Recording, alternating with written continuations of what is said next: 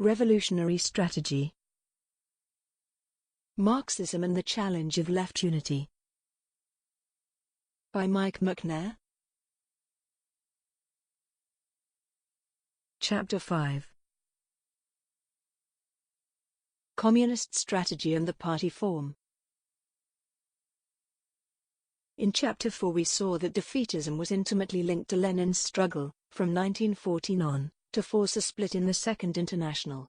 Lenin argued for a clear split not only with the social chauvinists of the right and center who had actually supported their own belligerent governments, but also with the social pacifists of the center. As we have seen, Lenin's split policy was not accepted by the majority of his co-thinkers, let alone the wider anti-war left in the workers' movement, until after October 1917. It reached its decisive moment in the 1920 adoption by the Comintern of the 21 Conditions, which were designed to force the split with the center. It would be tedious to list the processes of splits since then which have left us with, at least, 57 varieties of left group in Britain, leave aside the international variations. Sectarian. The Euro-communist Fernando Claudin in his From Comintern to Cominform, 1975, argued that the split in the Second International was a model of sectarianism and bureaucratic method, to which the modern splintered working-class movement can be traced back. Claudin's argument has been widely adopted. Many liberal and social democratic critics of communism and some leftists would place the source further back, at the 1903 split between Bolsheviks and Mensheviks. They rely on Luxemburg's and Trotsky's contemporary critiques of Lenin. The anarchists would take it a stage further. The 1871 split in the First International, they would say, showed Marx's sectarianism and authoritarian methods at work.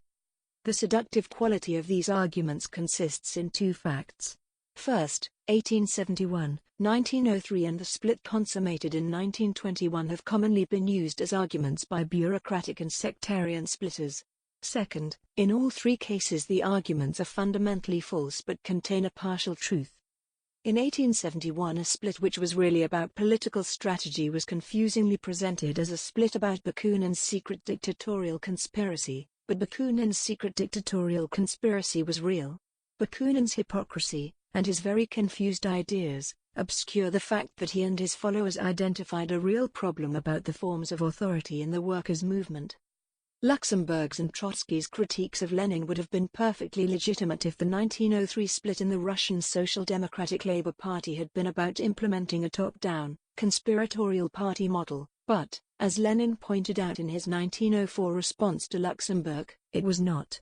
However, against the interpretation placed on 1903 and Zinovev's History of the Bolshevik Party and, as a result, by James P. Cannon and by the later orthodox Trotskyists and the Maoists, Luxemburg's and Trotsky's critiques had considerable validity.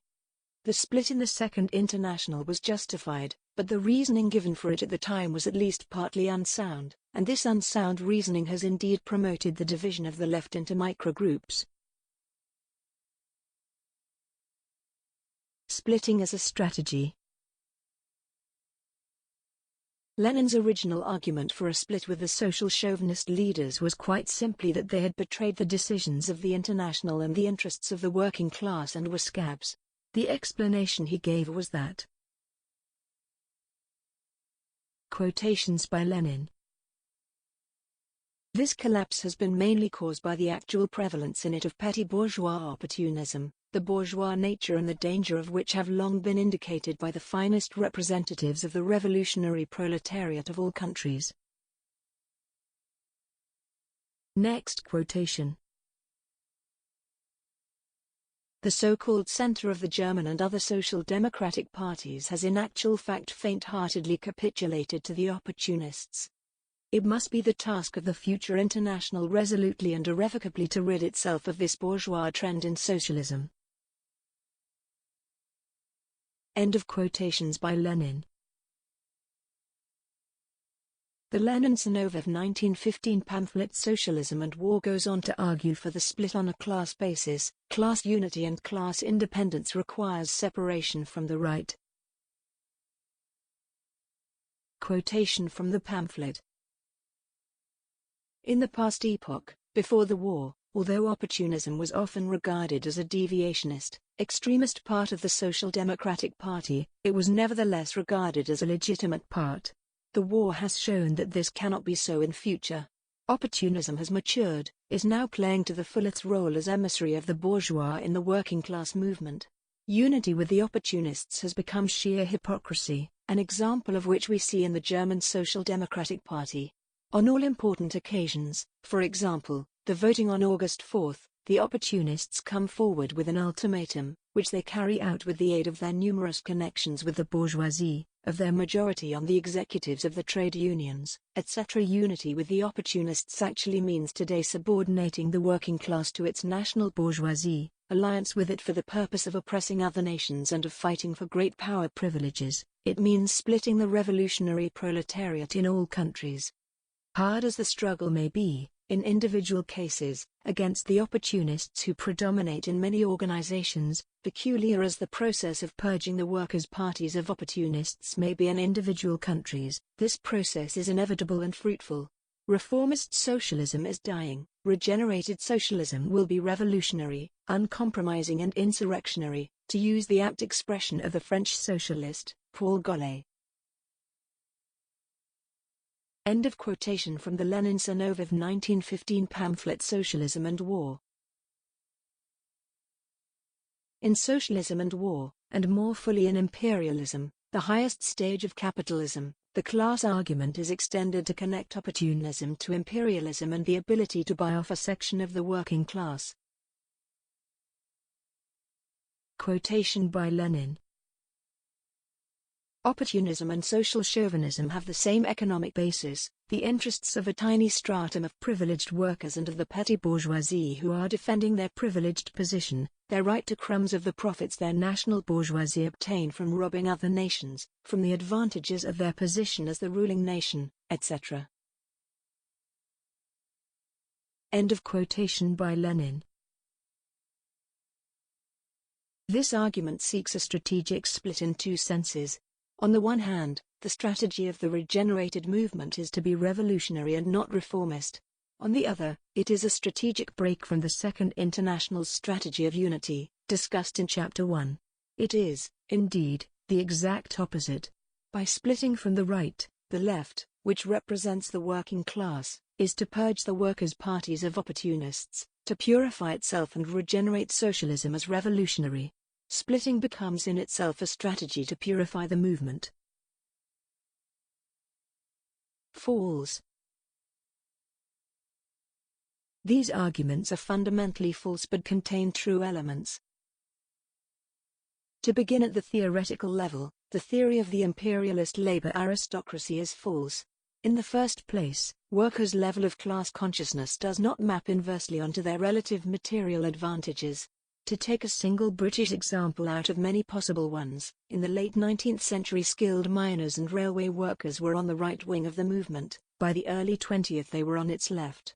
The theory of the imperialist labor aristocracy is also completely impotent to explain reformism and the labor bureaucracy in the colonial and semi-colonial countries, which has been an all too obvious problem since the 1930s. The theory therefore wholly lacks predictive power. Bukharin in Imperialism and World Economy has a better understanding, that is, that the relative advantages of a nation-state in the world hierarchy will allow the state to gain the loyalty of at least a large section of its working class. But this understanding can be extended to the case of colonies and semi-colonies. Left nationalism, which is the main equivalent in the colonial world of social chauvinism, seeks to improve the position of the poor, including the working class, by improving the relative standing of its nation-state in the world hierarchy, and there can be relative advantages in this hierarchy not only, for example, between Britain and Argentina, but also between Britain and France, or between Brazil and Argentina. Once this point is grasped, it is clear that the strategy of split will not purify the workers' movement, and that the idea that the workers' movement can be purified from reformism/social chauvinism by separation of the revolutionaries/internationalists is illusory. Working class support for one's own capitalist nation-state is produced by dynamics inherent in the capitalist nation-state system and world market, and there is no grouping within the working class which is presumptively free of it. The Bolsheviks, in fact, themselves demonstrated in 1917 the falsity of the policy of purifying the movement through splits. Firstly, when Lenin returned to Russia, the All-Russia Central Committee, including Kamenev and Stalin, was engaged in discussing with the Mensheviks unity on the basis of critical support for the provisional government. Secondly, in October, two central Bolshevik leaders, Zinoviev and Kamenev, broke ranks to denounce the planned insurrection in the bourgeois press. The Bolsheviks' separation from the Mensheviks had proved to be no guarantee against reformism. The need for purging the movement of opportunists and accidental elements was to be a central demand of the 21 conditions. The periodic purge was also to be one of the central weapons the Bolshevik leadership promoted against corruption and bureaucratic degeneration once the party had taken power. In this character it was, to put it mildly, wholly ineffective. Individual bureaucrats and corrupt elements might be purged, but the overall effect of the purges was to increase the power of the party bureaucracy as such over the rank and file, and therefore reduce and, indeed, rapidly eliminate the ability of the proletariat as a class to fight for its class interests through the Communist Party. So-called Leninist sectarians believe that splitting organizationally from the right and repeated purges will make a pure revolutionary organization. The political collapse of such sectarians into the most abject opportunism has been a repeated feature of the history of Trotskyism and Maoism. The process is going on before our eyes in the British SWP. And partly true. Lenin's and Zinoviev's arguments for a split in socialism and war nonetheless contain a side comment which goes to the heart of the matter, quoted above. Quotation from Socialism and War. On all important occasions, for example, the voting on August 4, the opportunists come forward with an ultimatum, which they carry out with the aid of their numerous connections with the bourgeoisie, of their majority on the executives of the trade unions, etc. End of quotation from Socialism and War. The loyalty of the right wing of the movement to the capitalist state is rewarded with state, and capitalist, intervention on the side of the right in the debates and decision-making of the workers' movement. In World War I this took the form of the open use of state censorship against critics of the war. More usually, it takes more subtle forms, financial support, media attention and disinformation operations of the intelligence apparat, provocations, etc., against the left. The smear campaign against George Galloway is a recent example, albeit one to which Galloway's political errors made him particularly vulnerable. As a result, the right is characterized by persistent use of ultimatums, splits and party, union, etc., bureaucratic censorship against the left. In the German SPD this had begun well before the war, with the misuse of Engels' 1895 preface to the Civil War in France, and the suppression of the first edition of Kautsky's The Road to Power. In more recent times, the British Social Democratic Party's 1981 split from Labour was only the most extreme example of a routine practice of ultimatums, sabotage, etc., of the labour and trade union right. The right represents itself as the democratic representative of more backward elements of the working class, ordinary working class monarchists, for example, so that it claims that, even when it is in a minority in the movement, it is nonetheless entitled to a majority in its leadership or to control of what the movement says. The same argument can be found in Neil Kinnock's claims to represent the voiceless masses against the left in the 1980s Labour Party and John Rees's similar claims against the CPGB at the Respect Founding Conference. They are the continuation of the practice of the right wing in the German SPD. The right is linked to the state and willing to use ultimatums, censorship and splits to prevent the party standing in open opposition to that state. It insists that the only possible unity is if it has a veto on what is said and done.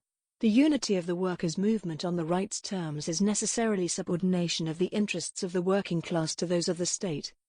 Marxists, who wish to oppose the present state rather than to manage it loyally, can then only be in partial unity with the loyalist wing of the workers' movement.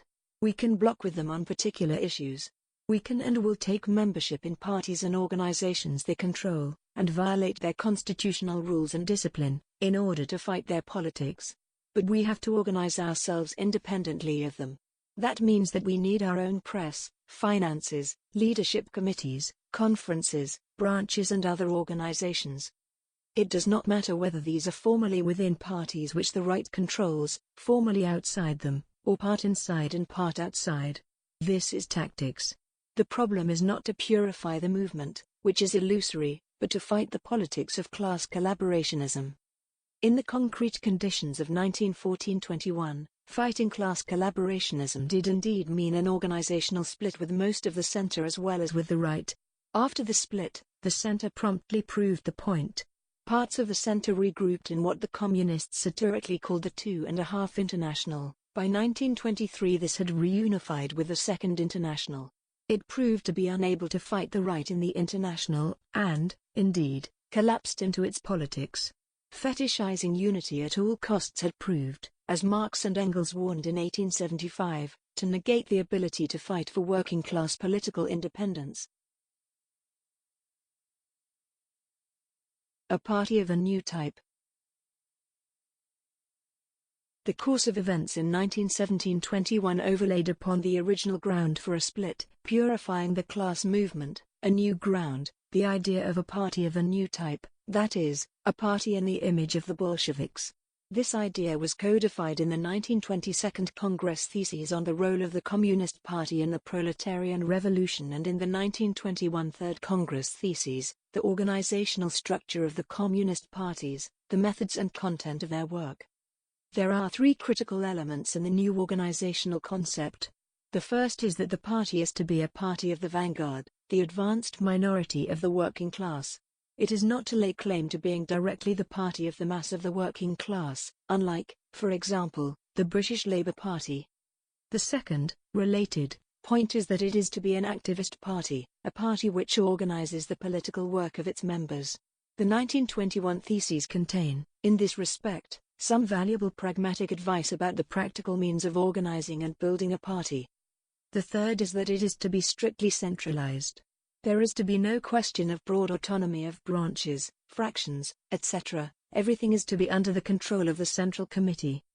Indeed, the 1921 Theses incorporate, inexplicitly, the ban on factions recently adopted by the Russian Communist Party, Thesis 6, incompatible with the principles of democratic centralism adopted by the Communist International or antagonisms or power struggles within the party.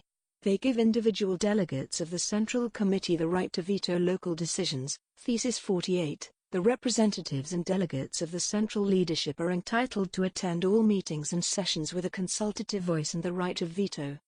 There is no doubt that these were intended to be strategic choices.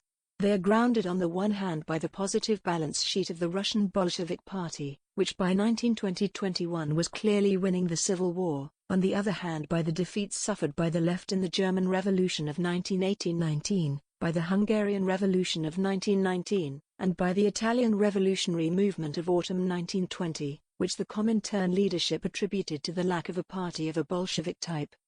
The new party concept is intensely contradictory.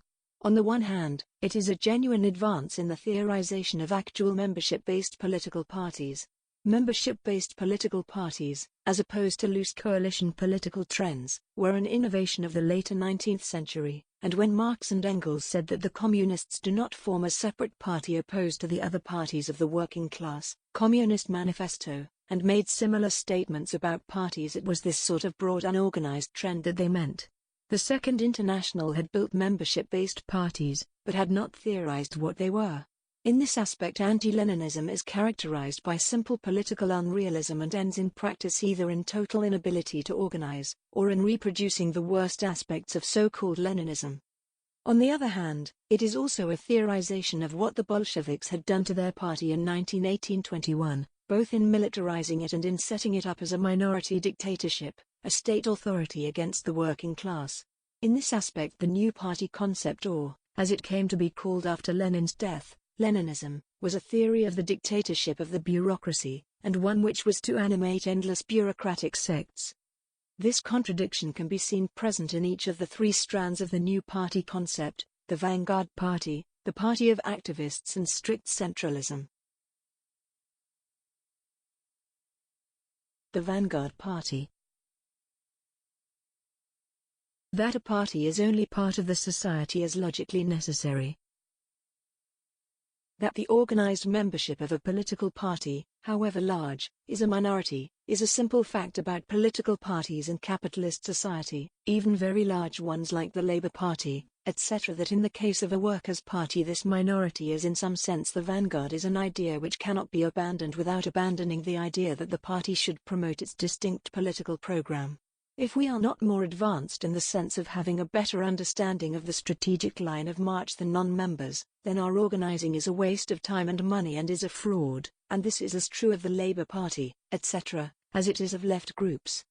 If the job of a party is to represent the voiceless masses rather than to promote a distinct set of political ideas, it collapses into an organ of the state without political ideas, the character of the major capitalist parties in the two-party systems of much of the modern political world. The result is that the unorganized masses are denied the genuine political choices which they could make when they vote, etc. This result is inherently anti-democratic. There is a danger, however, that this vanguard party reasoning can be taken to rule out the possibility that the party is wrong and non-party elements right. In this case, the claim that the party is the advanced party becomes in principle untestable. Moreover, it logically follows that the leadership is the advanced part of the party and as such is in principle right against the backward elements of the ranks. Since the possibility that the backward elements are right is ruled out, the claim that the leaders are more advanced is untestable, and is a matter of pure faith. The necessary consequence is that more advanced leading cadre are, in effect, justified by faith alone, as with the Calvinist elect. Like the dodgy end of the Calvinist elect, nothing is forbidden to them. Among the Trotskyist organizations the vanguard role has been used to justify violence in the workers' movement, Cannon, the Lambertists, the Healyites, the Lorites, the SWP, taking money from questionable sources, the Lambertists, the Healyites, and sexual exploitation of female members, the Healyites, the Spartacists. These are merely pale shadows of the personal corruption and violence of the Stalinist bureaucracies. The Party of Activists. The idea of the Party of Activists is in itself no more than a recognition that political activity is work, and that, like other forms of work, it benefits from a. commitment and b. an organized division of labor. It also has a civic republican aspect to it. That is, it is counterposed to the liberal and market political science view of parties, which sees party leaderships as firms offering political brands to the atomized voter consumer or member consumer. In contrast, in the Party of Activists, the party member is to be an active citizen of his or her party, through active involvement in a branch, fraction or other party body which does its own collective work as part of the party, and the passive consumer member is not to have a vote.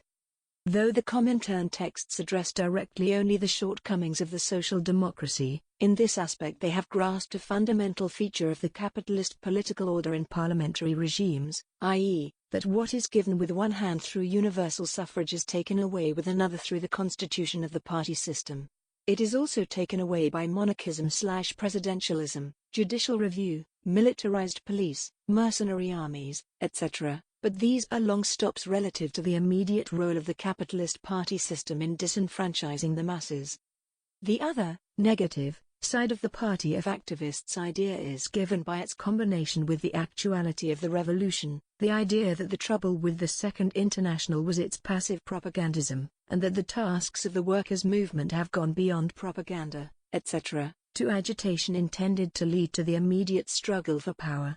Taken together with the idea of a developed division of labor, this idea leads all too easily into the creation of a division of labor between the grunts at the base, who are to run round like blue-arsed flies from one agitational initiative to the next, and the thinkers in the leadership.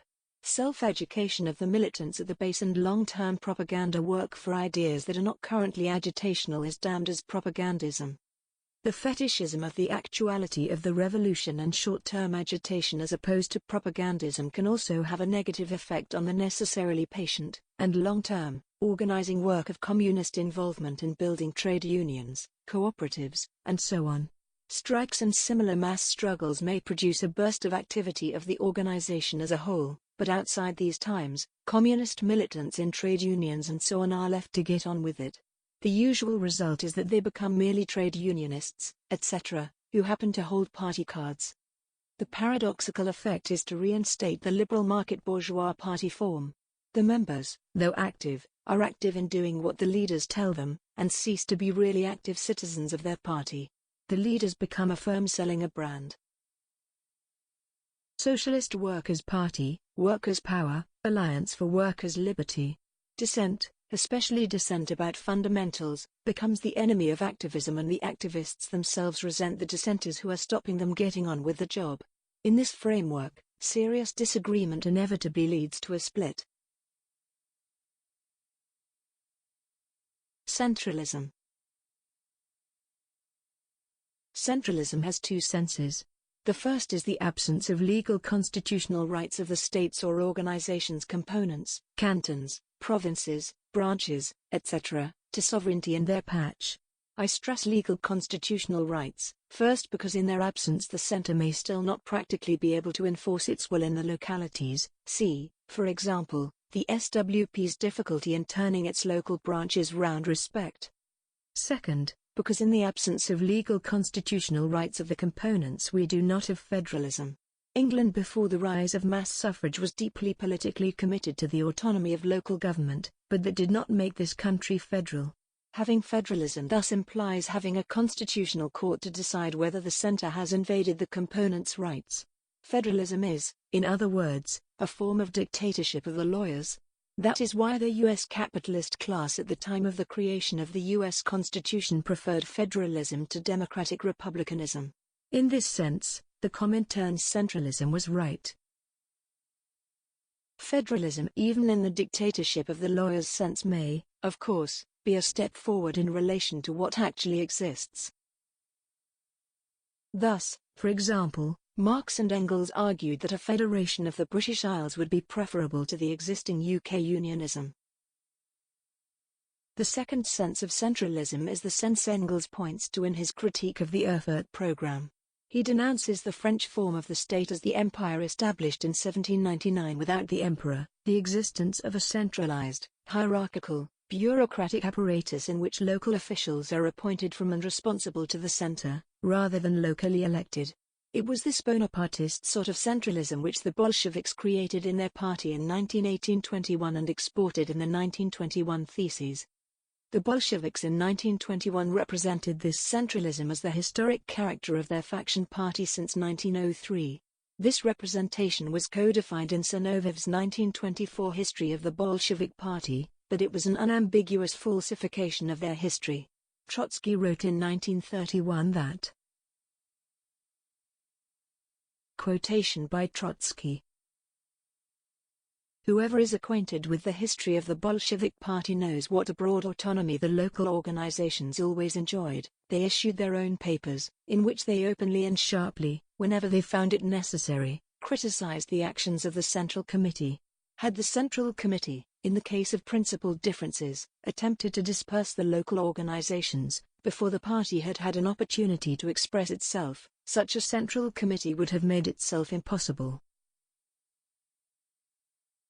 End of quotation by Trotsky. This view has been confirmed by detailed modern historical research into Bolshevik practice down to 1918. It is reasonably clear why the Bolsheviks did it.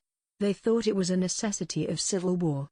That was also why they exported it. The parties of the Comintern needed to be parties fit for civil war. In fact, the idea that civil war implies Bonapartist centralism can readily be falsified by the experiences of the English Civil War, the French Revolutionary War before 1799, and the American Revolution and Civil War. In reality, it was required in Russia by the combination of the failure of the German workers' movement to come to the aid of the Russian Revolution, and the Bolshevik adoption of the Narodnik's distributivist land program. This left the Bolsheviks effectively isolated in a peasant-dominated country. The only way to resist the whites was to base themselves on the peasants, which they duly did. Representing the peasants forced them to create the sort of state that peasant revolutionary movements normally tend to create, which is an absolutist one. The recreation of new Chinese dynasties after peasant revolts, the peasants' support for late feudal absolutism in 17th-century Sweden, France, etc., and French Bonapartism itself, are all examples.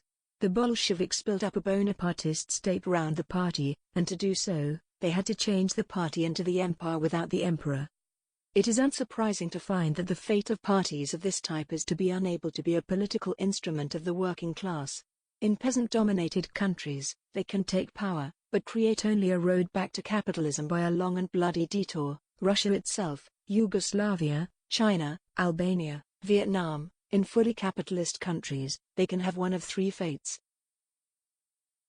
They can evolve back into Kurzkayan parties, the clearest cases are the French and Italian communist parties.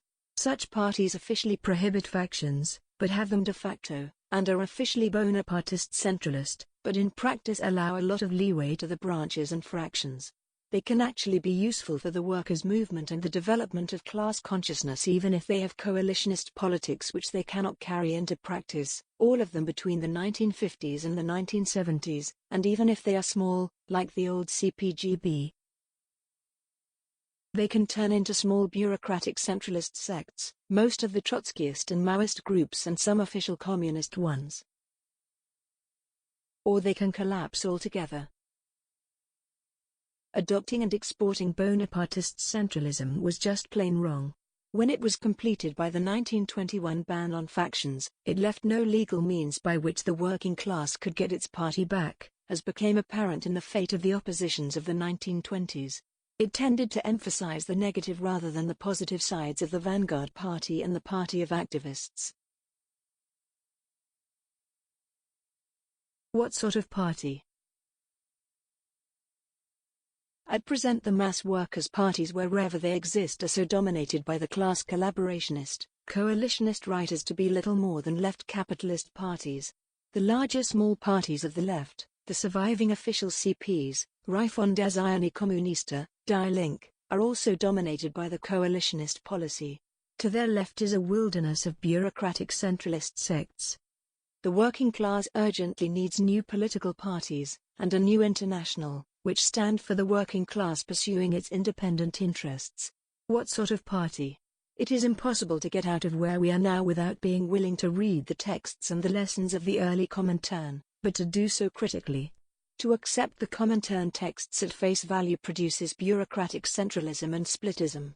To take them at face value and reject them out of hand produces either complete inability to act, the anarchists, movementists, left and council communists, etc., or collapse back into the policy of unity with the right on the right's terms, the Labour left, etc. The party of a new type was both a real advance on the party theory of the Second International and simultaneously part of the process of bureaucratization of the Russian CP and hence of the parties of the Comintern. It is necessary to disentangle these elements and fight for a democratic centralism which is not a synonym for bureaucratic centralism. The split in the Second International was not a sectarian error on the part of the communists. It was required by the unwillingness of the coalitionist right to act democratically. Marxists have to organize in a way which is not dependent on unity with the right.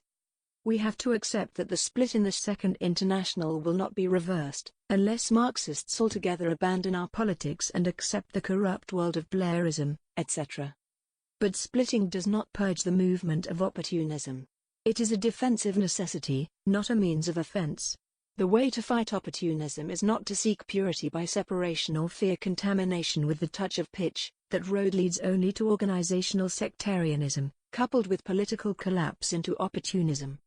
Rather, we also have to fight for forms of partial unity with the right, so as both to achieve the maximum class unity round particular goals that can be achieved and to bring our politics into confrontation with the right's politics. That was for the Comintern, and remains today, the task of the policy of the United Class Front.